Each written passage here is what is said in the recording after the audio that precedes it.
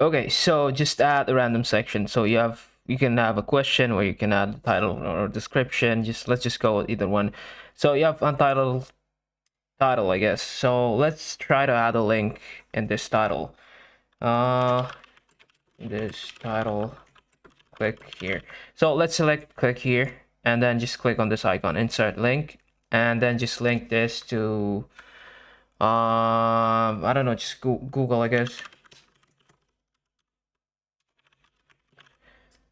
And that's it. So that's pretty much all it takes. And another link right here, links to Google.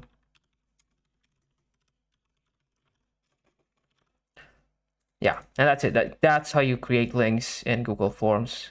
uh you just click on the input and it expands to this editor and just click on insert link, and that's it.